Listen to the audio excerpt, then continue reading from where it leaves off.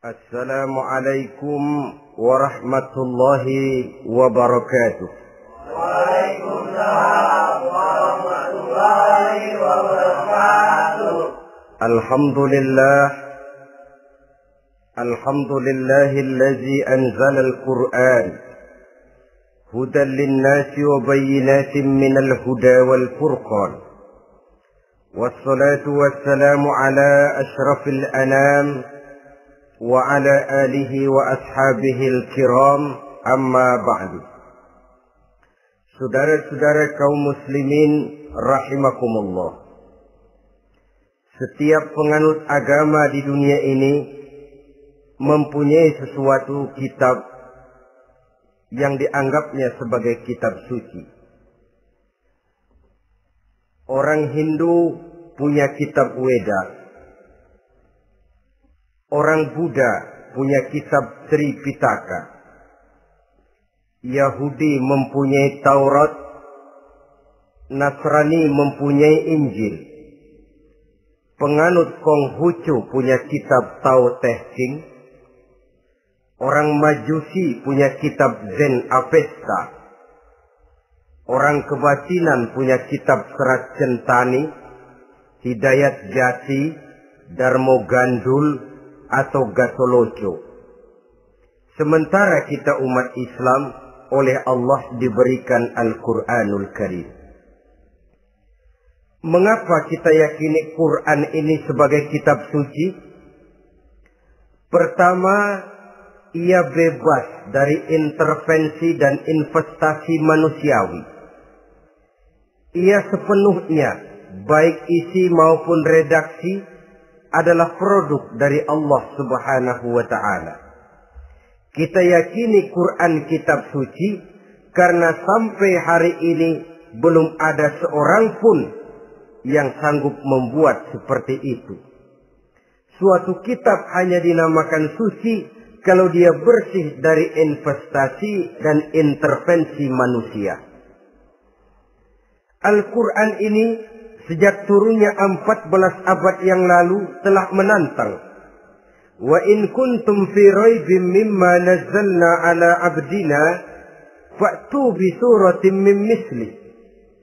Apabila kamu ragu-ragu terhadap kebenaran Quran yang kami turunkan kepada hamba kami Muhammad, atau kamu menyangka Quran itu cuma bikinan Muhammad saja, cobalah kamu buat satu surah saja semacam Al-Quran. Apabila kamu tidak mampu melakukannya seorang diri, wada'u syuhada'akum, ajak seluruh teman-temanmu. Sejak tantangan ini turun 14 abad yang lalu, sampai hari ini, tidak seorang pun yang sanggup membuat satu surah saja semacam Al-Quranul Karim. Barangkali belum pernah ada yang coba-coba. Sudah. Di antaranya apa yang dilakukan oleh Musailamah Al-Kadzab.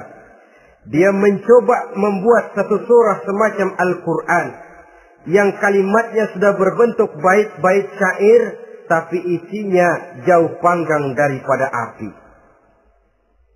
Yang kedua, kita yakini Quran sebagai kitab suci karena isi dan ajarannya sesuai dengan fitrah manusia. Suatu kitab dinamakan suci kalau ajarannya sejalan dengan fitrah manusia. Misalnya, manusia secara fitrah, kalau dia laki-laki, normal nafsu kepada perempuan, itu fitrah. Perempuan suka kepada laki-laki, itu fitrah. Kalau ada kitab suci, tapi melarang manusia untuk kawin, kesuciannya perlu diselidiki. Quran kitab suci sejalan dengan fitrah manusia, maka ia menganjurkan manusia yang mampu untuk melangsungkan perkawinan. Contoh lain, secara fitrah manusia perlu makan. Kalau ada kitab suci yang melarang manusia puasa saja siang malam terus menerus, itu kan sama juga nyuruh orang mati. Quran sesuai dengan fitrah manusia. Maka dalam Islam puasa wisol, puasa ngableng, apa itu istilahnya, puasa nyambung, Dari pagi sampai sore, sampai malam, sampai pagi lagi puasa terus. Bukan saja tidak boleh, malah haram hukumnya. Kenapa? Itu bertentangan dengan fitrah manusia. Yang ketiga, kita yakini Quran sebagai kitab suci karena isinya tidak kontroversial. Isinya tidak saling bertentangan satu sama lain. Di ayat manapun, Quran mengajarkan Allah itu Esa. Satu kali dia berkata haram, dia akan tetap berkata haram. Isinya tidak kontroversial. Sebab kalau ada kitab suci, di satu pihak mengajarkan Tuhan Esa, di lain ayat mengajarkan Tuhan 3, di lain ayat lagi mengajarkan Tuhan 4, kitab kacau namanya. Bagaimana suatu kitab bernama suci kalau isinya kontroversial satu dengan lainnya? Dari 3 kriteria inilah kita yakini Quran sebagai kitab suci. Masalah yang akan kita bicarakan pada pertemuan kita kali ini, bagaimana sikap kita terhadap Al-Quranul Karim sebagai kitab suci. Berangkat dari sebuah hadis di mana Rasulullah Sallallahu Alaihi Wasallam pernah memberikan tawaran. Beliau bersabda, "Man ja'ala al-Qur'ana amamahu qadahu ilal jannah, wa man ja'ala al-Qur'ana khalfahu saqahu ilan nar." Siapa yang menjadikan Quran sebagai imam, maka Quran akan membimbing dia ke dalam surga. Tetapi siapa yang menjadikan Quran sebagai makmum, maka Quran akan mendorong dia ke dalam neraka. Pilihan terserah kita. Siapa yang menjadikan Quran sebagai imam, ditempatkannya Al-Quran di depan, dia ikuti petunjuk dan ajaran Al-Quran, maka Quran akan membimbing dia ke surga. Surga dunia, lebih-lebih lagi surga akhirat. Tetapi sebaliknya, siapa yang menempatkan Quran di belakangnya, dia belakangi Al-Quran, dia belakangi perintah dan ajaran-ajaran Al-Quran, dia perturutkan hawa nafsunya dalam kehidupan ini, maka Quran akan mendorong dia ke dalam neraka. Ya, neraka dunia, lebih-lebih lagi neraka akhirat. Pilihan terserah kita. Saya mau tanya, kira-kira Quran dalam hidup kita jadi imam apa jadi makmum? Imam apa makmum? Kalau Quran jadi imam, artinya kita umat Islam jadi makmum. Resiko dan logika tentu. Makmum harus ngikuti imam. Imam takbir, makmum takbir. Imam ruku, makmum ruku.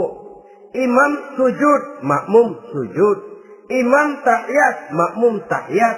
Itu namanya Quran jadi imam, kita jadi makmum.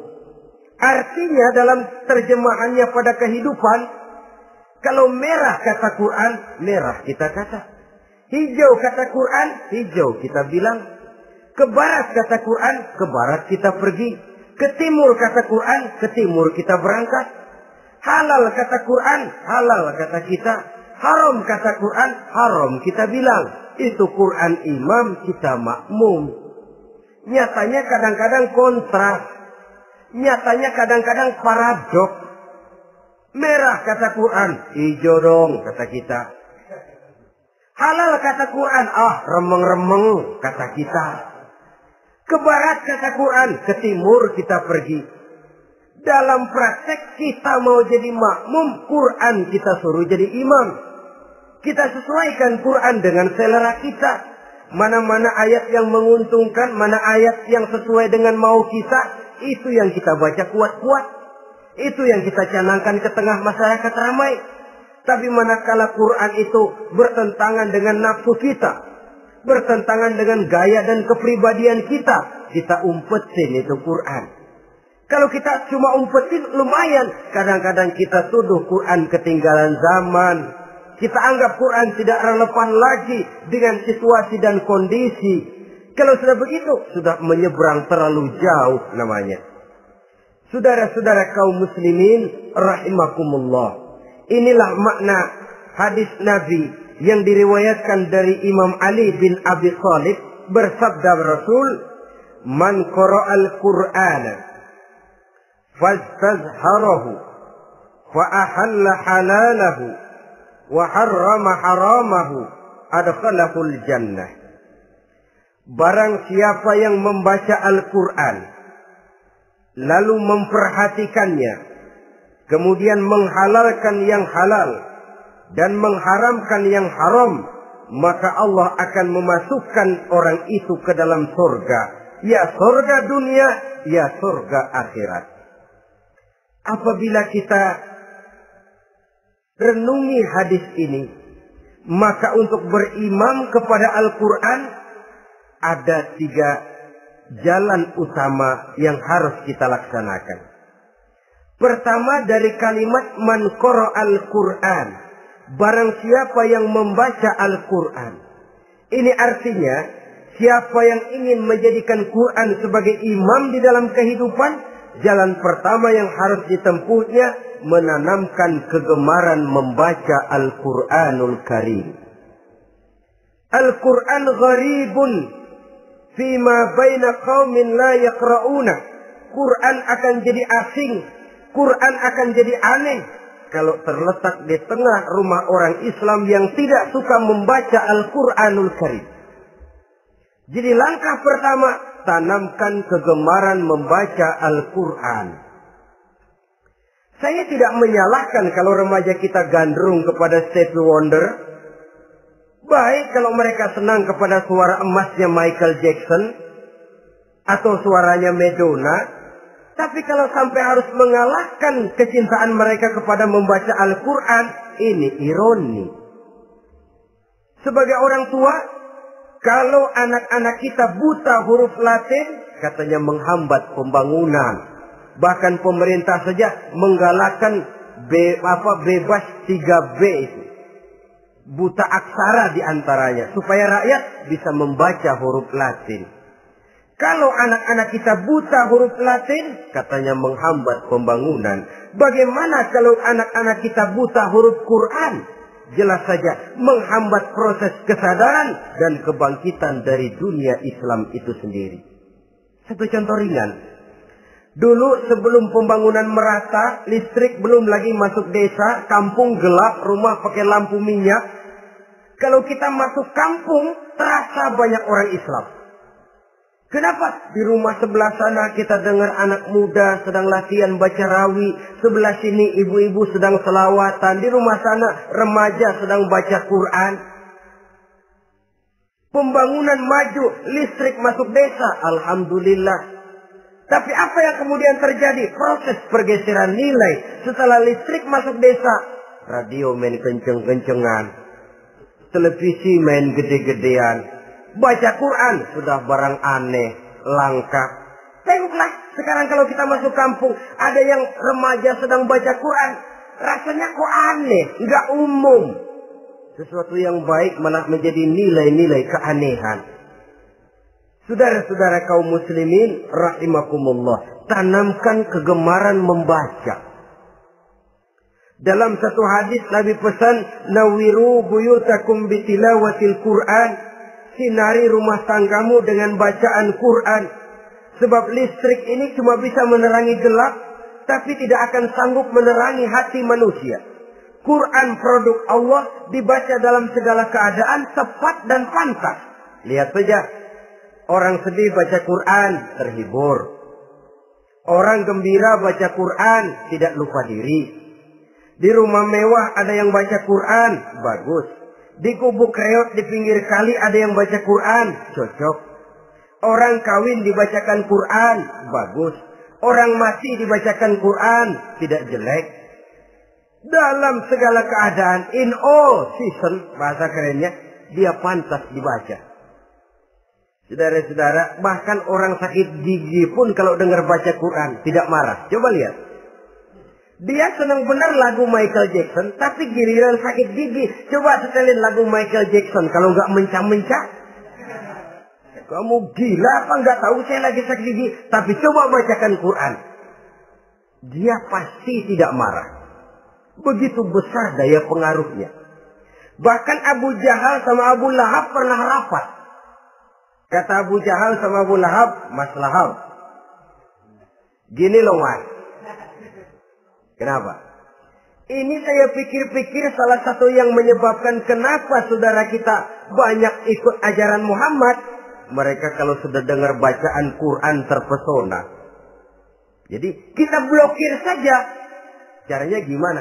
Kasih pengumuman kepada Quraisy, jangan sekali-kali mau dengerin Muhammad baca Quran. Kamu juga jangan. Dan kamu, saya pun begitu. Mari kita janji, tidak mau dengar bacaan Quran. Salaman. Pulang ke rumah masing-masing. Dapat 1 hari tahan, 2 hari bertahan, 3 hari, seminggu ke atas. Abu Jahal mulai ada semacam rindu. Kangen pengen dengar ayat Quran. Karena secara pribadi dia mengakui keindahan gaya bahasanya jauh lebih tinggi dari kemampuan penyair Quraisy. Isi ajarannya sangat dalam dan menyentuh segi-segi kehidupan manusia.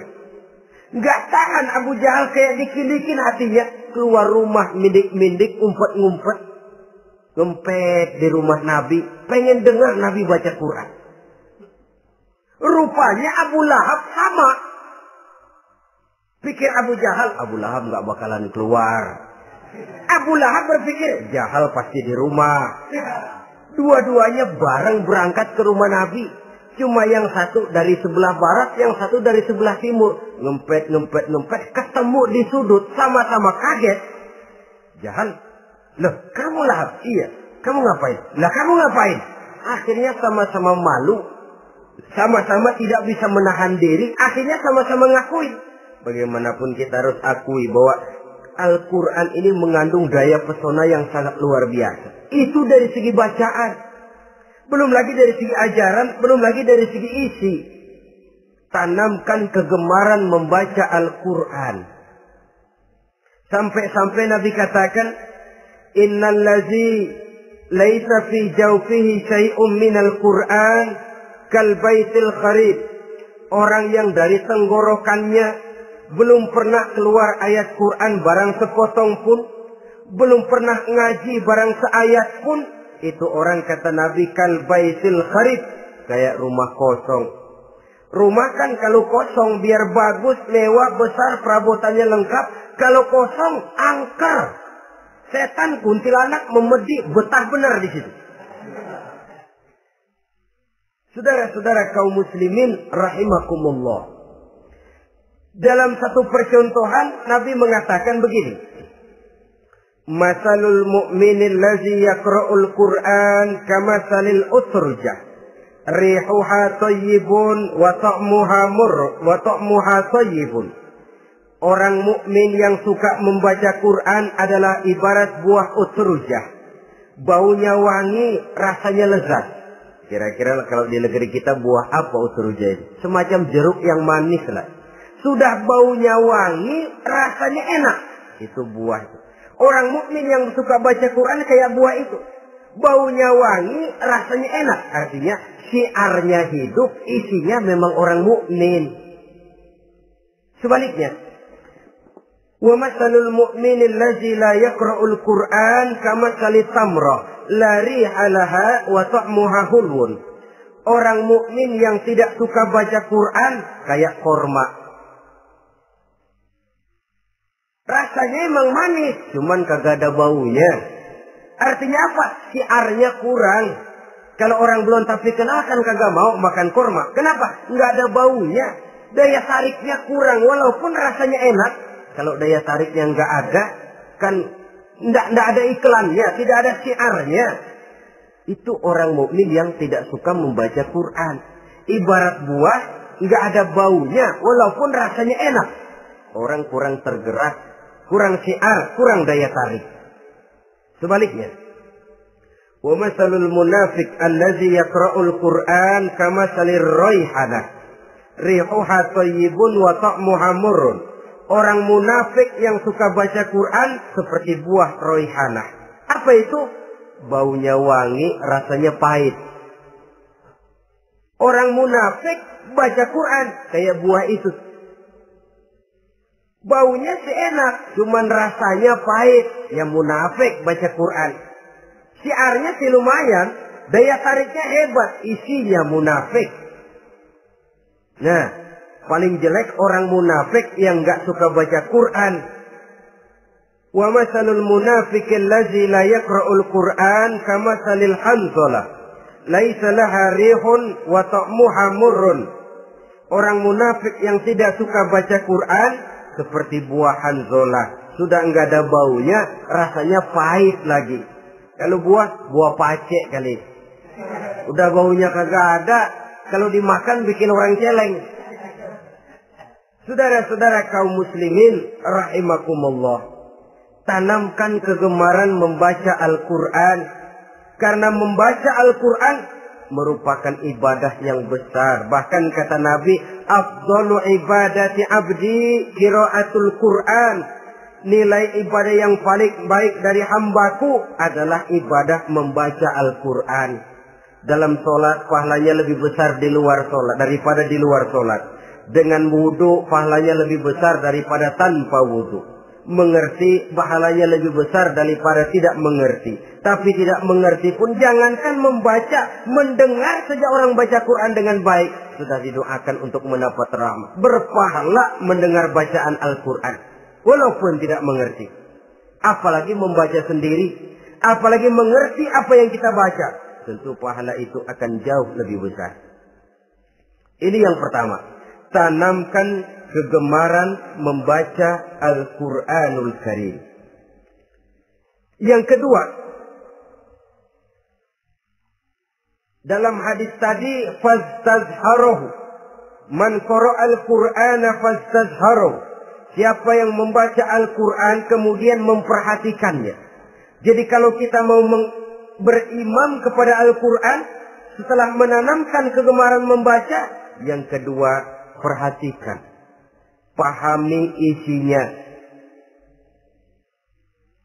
Jangan seperti monyet pakai mahkota, ketawa girang, cengengesan, tapi dia tidak tahu arti kebesaran mahkota yang disandangnya. Bangga dengan Al-Quran, tapi apa kandungannya kita tidak mengerti. Untuk memahami Al-Quran ini, caranya bagaimana? Tentu mudah saja. Seperti contoh, kalau kita ingin mengerti caranya bikin tahu, jangan bertanya kepada montir mobil. Montir mobil ahli betul urusan mesin. Tapi kalau urusan tahu, tanya dong tukang tahu. Untuk mengerti rahasia dan seluk-beluk Al-Quran, kita harus bertanya kepada orang yang memahami seluk-beluk Al-Quran. Para ulama, para kiai, para ustadz. Yang kita tahu kualitas keilmuannya, kita yakini loyalitas dan integritasnya kepada Islam ini. Kenapa? Ayat-ayat Quran itu elastis. Dia dibawa kemana saja mau. Ditafsirkan menurut kemauan orang bisa. Paling celaka kalau yang belajar tidak punya dasar, yang mengajar punya maksud lain. Sesat dan menyesatkan. Yang ngajar punya nafsu ambisi. Yang belajar tikus budak. Yang memang tidak punya dasar apa-apa. Sekali belajar langsung tafsir. Cara wudhu yang baik saja belum ngerti. Cara rukuk dan sujud yang baik saja belum bisa. Yang membatalkan sholat apa ndak bisa, ndak ngerti. Sekali langsung. Ndak, supaya kita langsung saja belajar langsung Al-Quranul Karim. Tidak jelek. Cuma akan lebih baik kalau sebelumnya ada unsur penunjang dari nilai-nilai keilmuan dalam Islam ini. Disinilah perlunya menghidupkan majelis-majelis taklim. Sebab kalau Al-Quran hanya dipahami dan dikutak-kutik menurut maunya rasio saja, kekuatan rasio terbatas. Saya akan khawatir nantinya akan timbul pendapat-pendapat di mana Al-Quran disesuaikan dengan otak. Bukan otak ngikuti Quran, tapi Quran disuruh ngikuti otak. Contoh yang dekat saja. Kalau saudara ngukur kayu pakai meteran, itu kira-kira meteran ikut kayu, apa kayu ikut meteran? Ayo, kira-kira kayu ikut meteran, apa meteran ikut kayu? Meteran ikut kayu. Bagus. Kalau meteran ikut kayu, artinya nggak ada meteran benar di dunia ini. Kayunya kependekan, meterannya dipotong. Kan begitu loh. Meteran ikut kayu namanya.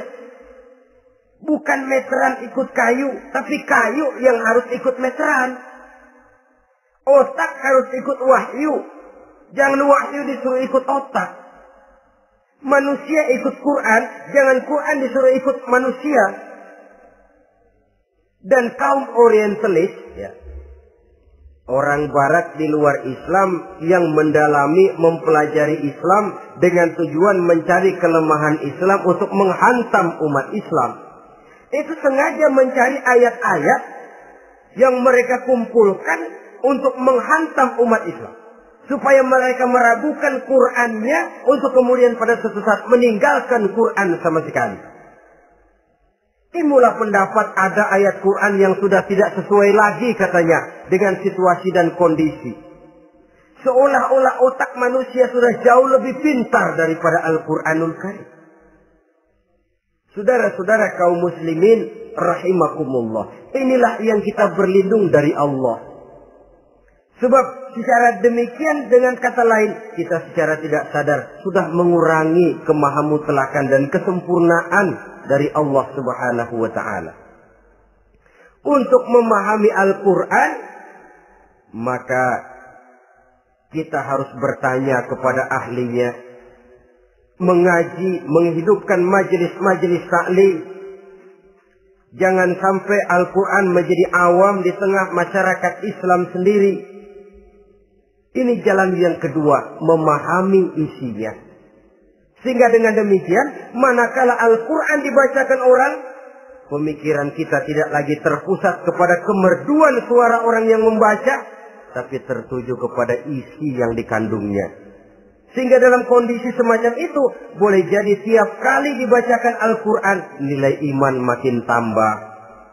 Kita dengar orang baca, Alam taro kaifa fa'ala rabbuka bi ashabil fil. Terbayang oleh kita bagaimana Raja Abrahat dengan pasukannya mau menghancurkan Ka'bah. Bagi Allah cukup menurunkan burung ababil, hancur lebur Abrahat, raja besar dengan seluruh pasukan gajahnya, berantakan dibuatnya cuma dengan burung ababil. Allah Maha Besar, Allah Maha Kuasa. Tambah iman. Kalau tidak, ya seperti yang banyak terjadi.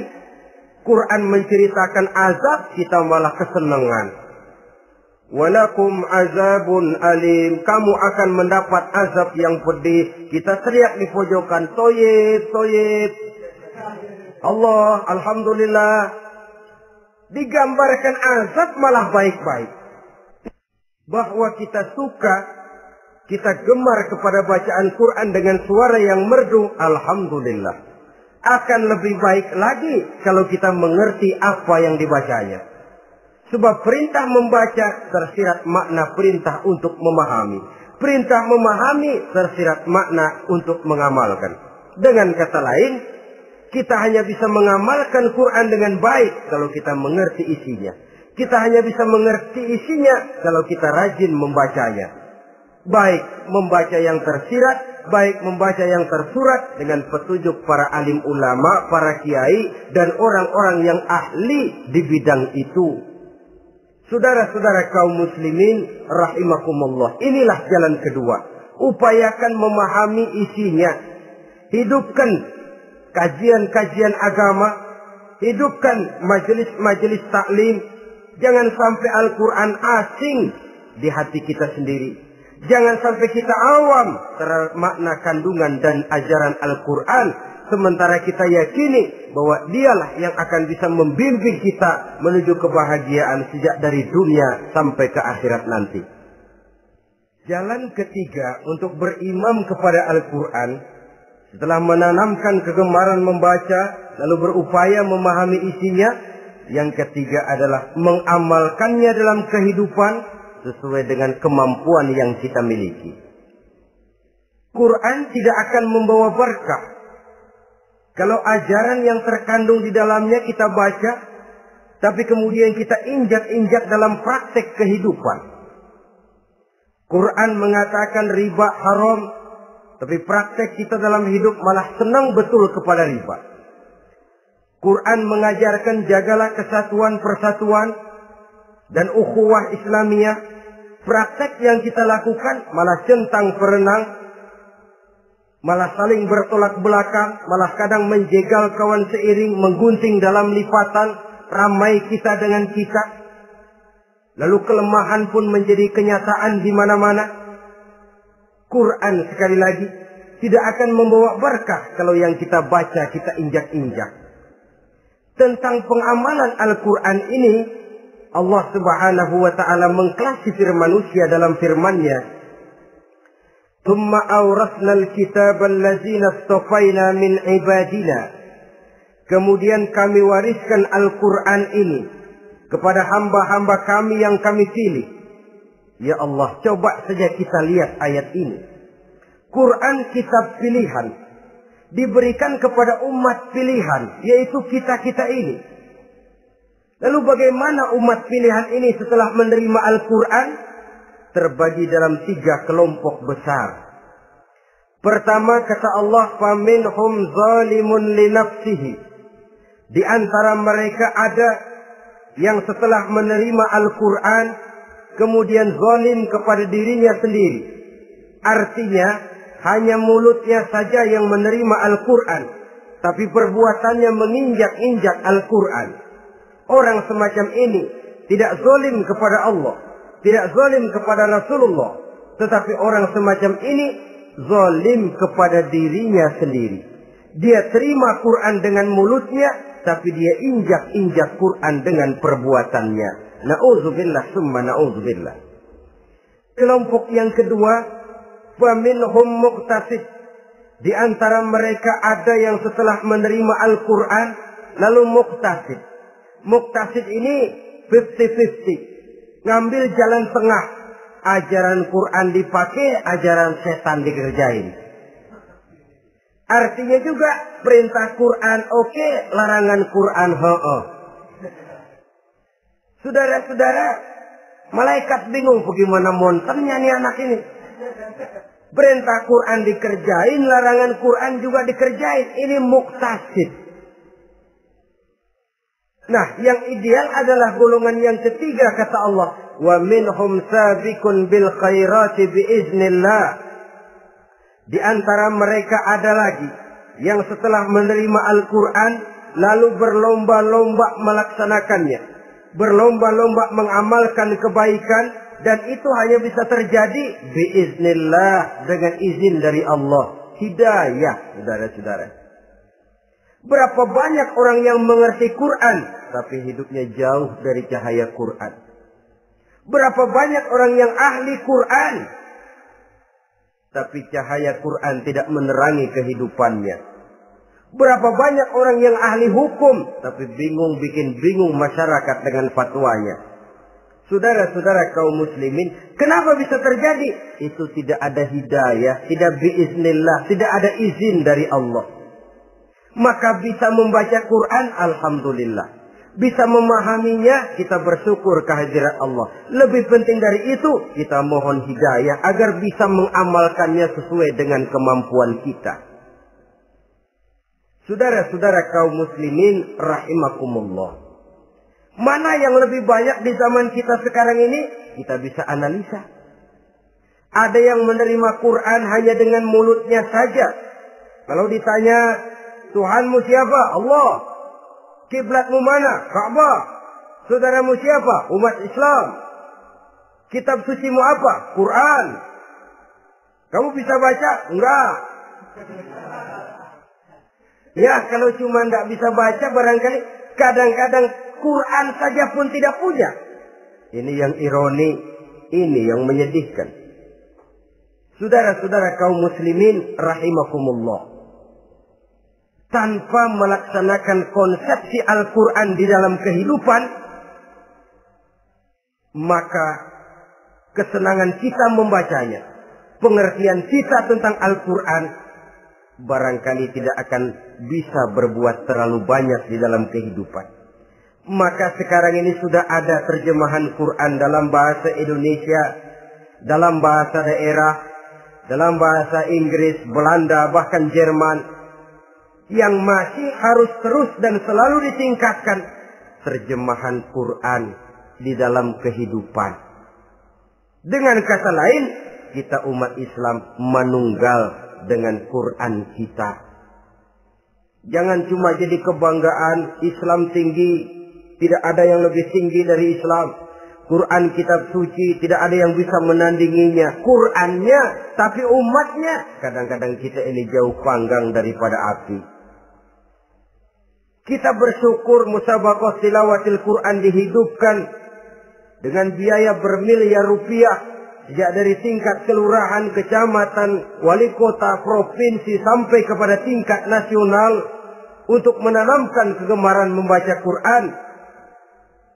Setelah itu, hendaknya diadakan peningkatan dengan upaya memahaminya.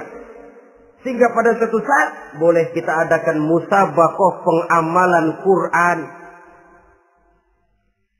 Hadiahnya sudah langsung dari Allah sendiri.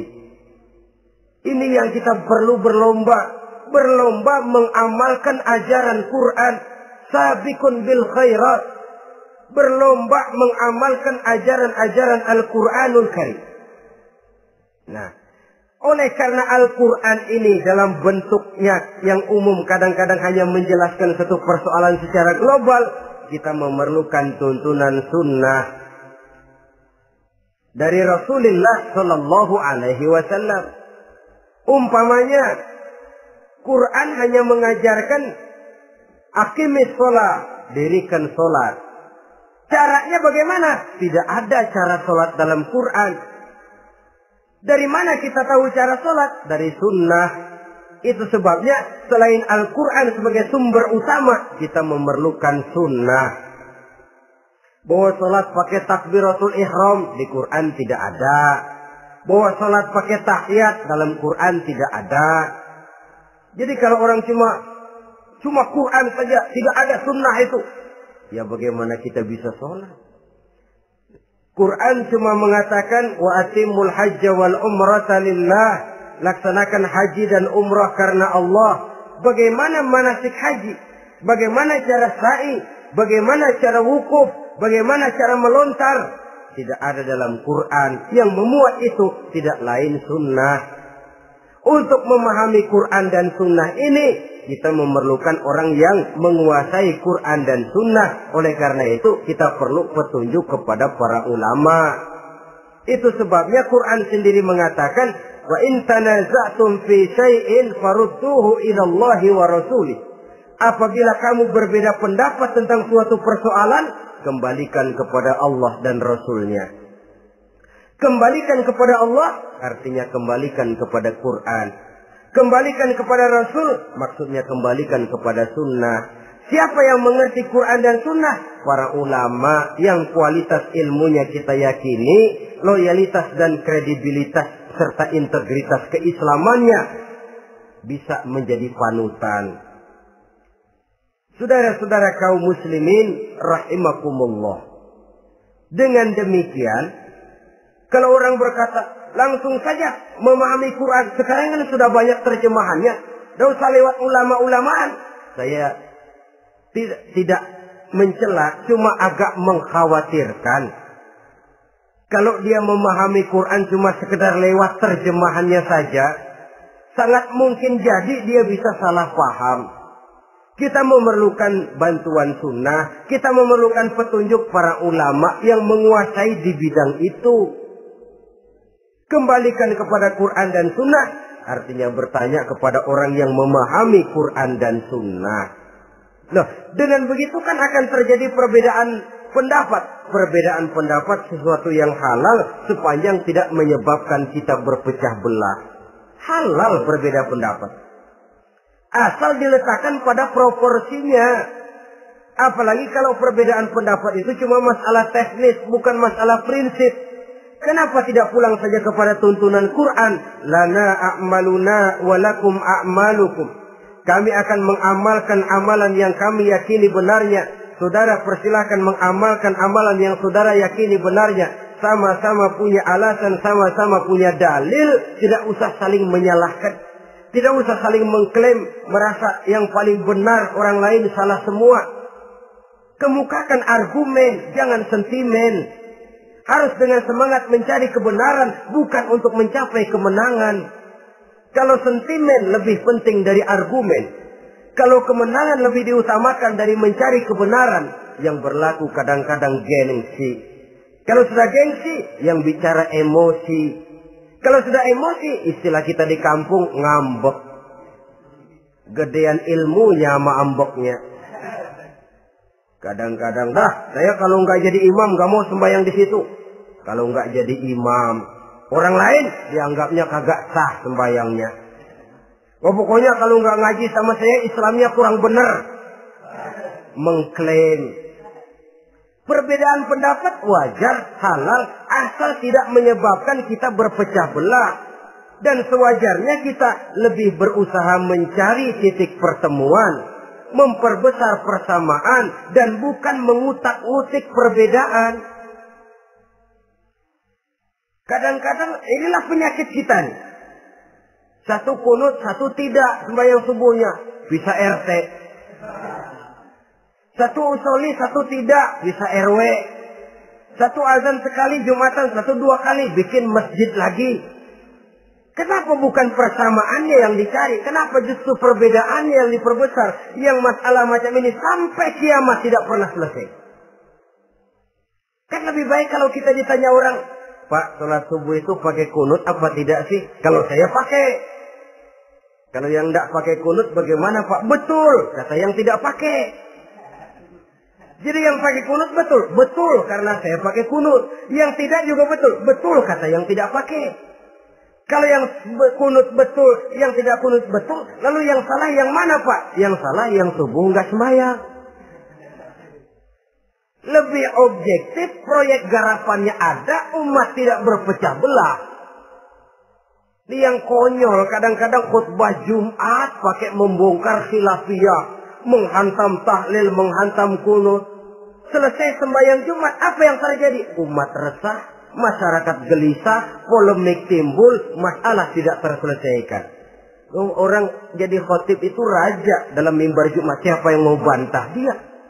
Kalau memang mau buka itu persoalan khilafiyah, buka dalam forum khusus. Adakan pengajian, jelaskan masalahnya secara luas, mendasar. Jangan mengklaim dan memponis. Berikan kebebasan kepada umat untuk menilai masalahnya selesai. Yang tidak puas bisa bertanya. Saudara-saudara, sudah lewat masanya kita meributkan soal itu. Sudah datang waktunya di mana kita lebih mementingkan dan membicarakan masalah-masalah yang lebih mendesak dihadapi oleh umat. Kemiskinan misalnya, kebodohan misalnya, keterbelakangan umpamanya, peluang untuk mendapatkan pendidikan yang layak bagi anak-anak kita yang berotak cerdas tapi tidak punya kemampuan ekonomi umpamanya. Itu akan lebih objektif ketimbang kita membicarakan masalah-masalah yang sampai kiamat tidak akan pernah selesai. Yang hanya akan menyebabkan kita menjadi lemah, persatuan koyak, solidaritas sosial lalu menurun, saling curiga menjadi tumbuh karenanya, dan pada akhirnya kita tidak akan pernah bisa berbuat banyak. Untung kalau tidak menjadi tertawaan bagi orang yang berdiri di luar pagar. Saudara-saudara kaum muslimin rahimakumullah. Sekali lagi, Al-Quran tidak akan membawa berkah kalau yang kita baca kita injak-injak. Oleh karenanya, untuk berimam kepada Quran ini, sekali lagi pertama, tanamkan kegemaran membaca. Yang kedua, upayakan memahami isinya melalui bimbingan orang yang ahli bidang itu. Yang ketiga, amalkan sesuai dengan kemampuan. Sebab itu ada prinsip, kalau isi suatu hadis nampaknya bertentangan dengan otak, kesohihan hadis itu boleh diperiksa. Tapi kalau ayat Quran nampaknya bertentangan dengan otak, otaknya yang harus diperiksa. Jangan Qur'annya lalu disesuaikan dengan otak. Sebab kalau kita sudah berani berteori, ada ayat Quran yang tidak sesuai dengan keadaan. Ayat yang mana? Yang ini. Tahun depan tambah lagi. Tahun depan tambah lagi. Makin lama makin habis Al-Quran itu. Yang perlu diperbarui cara kita memahami Quran. Bukan dengan mengemukakan teori ayat Quran kehilangan relevansi. Cara kita memahami barangkali yang kurang relevan. Dalam situasi, dalam konteksnya dengan situasi dan kondisi. Jangan lupa, Al-Quran ini kan untuk semua umur. Dia bisa dipahami secara filosofis, dia bisa dipahami dengan kacamata orang awam. Tingkat kemampuan berpikir orang tidak semuanya sama. Kalau semua orang kita mau ajak berfilsafat, merenung dalam-dalam, menerawang tinggi-tinggi, ialah buat mereka yang terjangkau oleh perguruan tinggi. Tapi buat saudara-saudara kita, pedagang-pedagang kecil, petani di desa-desa terpencil, remaja-remaja yang jauh dari sentuhan teknologi canggih, sanggupkah mereka berpikir filosofis? Sementara mereka merupakan bagian terbesar dari kondisi umat ini.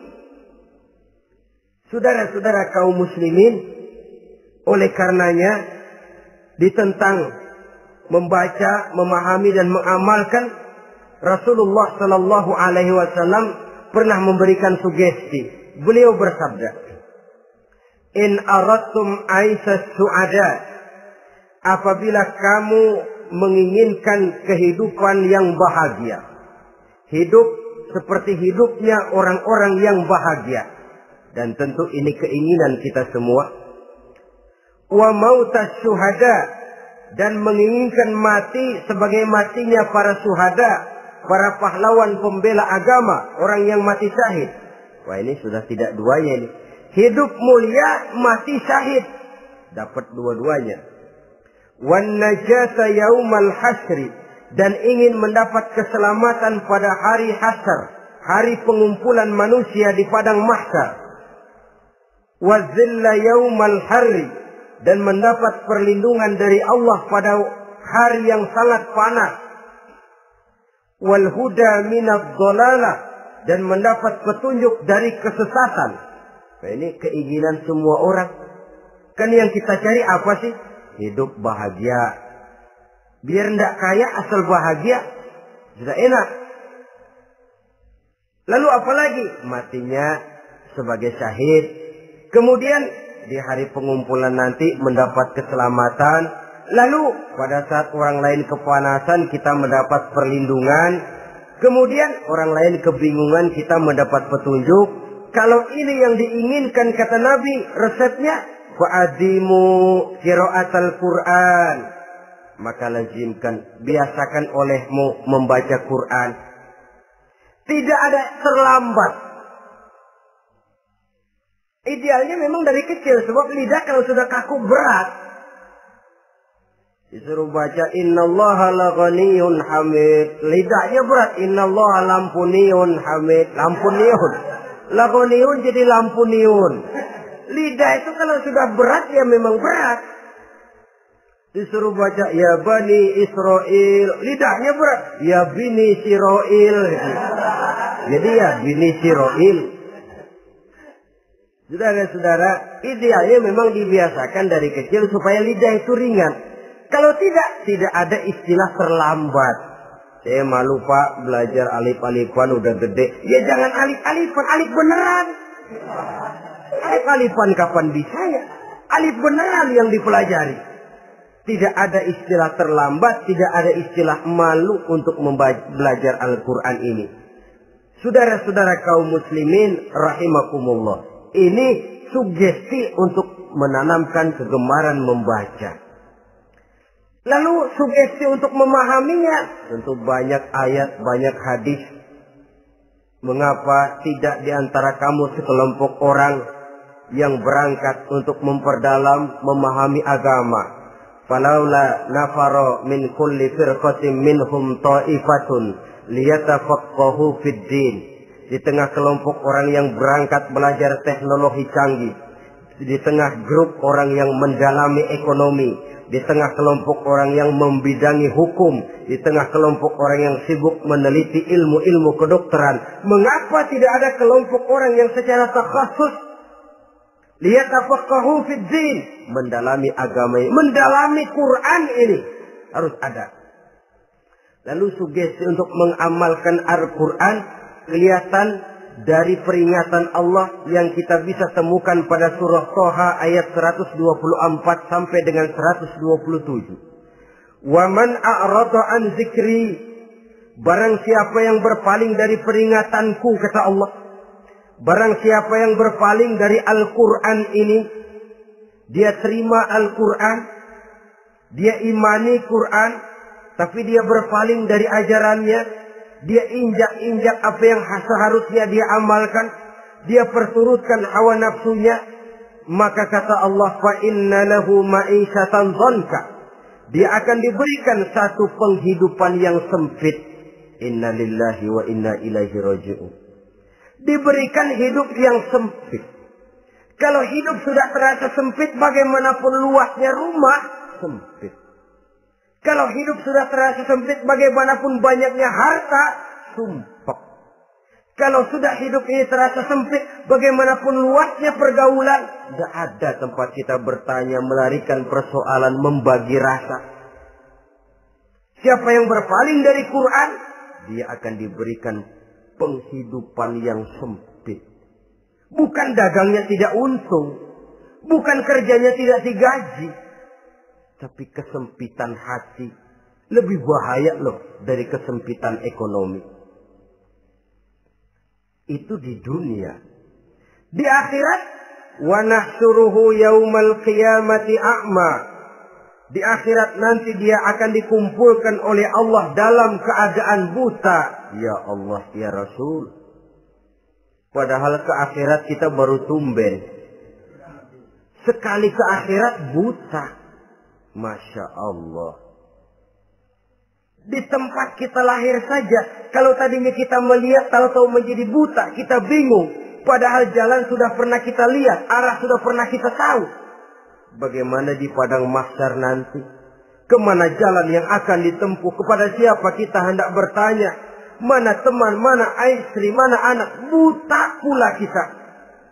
Satu kesengsaraan yang merupakan puncak kesengsaraan. Dikala itu orang yang semacam tadi protes. Rabbi, lima hasyartani a'ma wa qad kuntu basira. Wahai Allah, kenapa hari ini saya dikumpulkan dalam keadaan buta? Padahal ketika di dunia dulu saya melihat, saya menyaksikan gunung yang menjulang tinggi ke angkasa. Saya melihat lautan yang luas terhampar biru membentang. Saya saksikan tanah, sawah luas menguning. Saya saksikan keindahan alam. Di dunia saya melihat Allah. Kenapa sekarang saya dikumpulkan dalam keadaan begini? Protes dia, tidak terima dia. Allah jawab, kadzalika atatka ayatuna fanasitaha. Kata Allah, begitulah memang. Dahulunya waktu di dunia telah datang ayat-ayat kami kepadamu. Telah turun Al-Quran. Telah datang agama. Fanasitaha. Tapi kamu lupakan dia. Kamu lupakan Quran. Kamu lupakan Islam. Datang ayat, turun Quran, turun agama. Kamu belaga pilon. Kamu belaga enggak tahu. Wa kadzalikal yauma tunsa. Maka hari ini pun begitulah kamu dilupakan. Sebagaimana dulu waktu di dunia, kamu telah melupakan ayat-ayatku, melupakan kitabku, melupakan ajaran-ajaranku. Hari ini kamu pun dilupakan. Seolah-olah Tuhan cuma nggak bilang, mereka protes, Tuhan, kenapa saya buta padahal di dunia saya ngeliat. Kata Tuhan, kalau bahasa kita, lu rasain. Lu sih, kenapa dulu di dunia? Pura-pura nggak lihat. Kenapa waktu di dunia? Pura-pura nggak tahu. Kenapa waktu di dunia? Kamu lupakan Quran. Maka hari ini pun engkau kami lupakan. Wa kadzalika al-yawma tunsa. Wa kadzalika najzi man asrafa wa lam yu'min bi ayati rabbih wal azabul akhirati asyaddu wa abqa. Demikianlah kami membalas orang yang berlebih-lebihan, orang yang melampaui batas dan tidak mau beriman kepada ayat-ayat Tuhannya, dan sungguh siksa akhirat itu lebih dahsyat dan lebih kekal. Siksa dunia mungkin kelaparan, kekurangan ekonomi, kekurangan pakaian, tapi berapa hari paling lama seumur manusia? 70 tahun umur kita, ya paling lama begitulah. Tapi siksa akhirat, kesengsaraan akhirat, kesengsaraan neraka, asyaddu wa abqa, lebih dahsyat dan lebih kekal. Di zaman sekarang orang bukan cuma berbuat potong kompas, berpikir pun potong kompas, berpikir pun ngambil jalan pintas. Dia lebih memilih kesenangan yang sedikit dengan mengorbankan kesenangan yang abadi. Dia mengejar surga yang sebentar dengan menghancurkan surga yang kekal. Dicarinya surga dunia, hidup cukup, rumah bagus, makan bagus, pakaian bagus, istri bagus, dengan menghalalkan segala macam cara, berpaling daripada kehidupan agama, lalu menginjak-injak Al-Quranul Karim. Kita berlindung kepada Allah, jangan sampai dimasukkan dalam kelompok yang di akhirat nanti dibangkitkan dalam keadaan buta. Na'udzubillah summa na'udzubillah. Di sini kita terkesan dengan apa yang dikatakan Sayyid Muhammad Abduh, al-Islam mahjubun bil muslimin.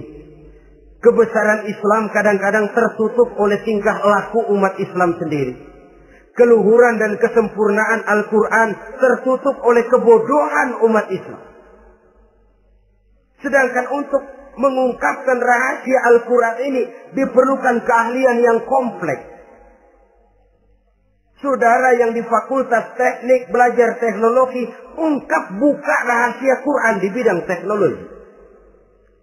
Saudara yang di bidang kedokteran, ungkap buka rahasia Al-Quran di bidang kedokteran. Saudara yang ahli geologi, pelajari struktur kulit bumi dengan mengungkap rahasia Al-Quran. Sehingga pengkajian kita tentang teknologi, pengkajian kita tentang angkasa luar, pengkajian kita tentang anatomi manusia akan berakhir kepada subhanaka ma khalaqta hadza batila. Ya Allah, tidak satu pun yang Engkau ciptakan ini sia-sia. Perut bumi mengandung minyak, timah, kekayaan yang berharga untuk manusia. Mempelajari angkasa luar bisa memahami musim dan menyelamatkan manusia. Mempelajari rimba belantara, teknologi canggih, akhirnya akan memperkuat nilai-nilai iman. Menterjemahkan ajaran Quran lewat disiplin ilmu yang kita kuasai masing-masing, untuk kemudian bekerja sama bahu-membahu dalam rangka mengimani Al-Quran, mengamalkan Al-Quran, dan mengawal keluhuran Al-Quranul Karim yang atas dasar tuntunannya kita hidup, untuknya kita berjuang, dan dalam bimbingannya kita ingin kembali menghadap Allah Subhanahu wa Ta'ala. Inilah pertemuan yang singkat ini. Mudah-mudahan kita diberikan kekuatan oleh Allah untuk berimam kepada Al-Quran, menjadikannya sebagai pedoman utama di dalam kehidupan kita. Terima kasih atas segala perhatian. Mohon maaf atas segala kekurangan. Usikum wa nafsi bitaqwallah. Wassalamualaikum warahmatullahi wabarakatuh.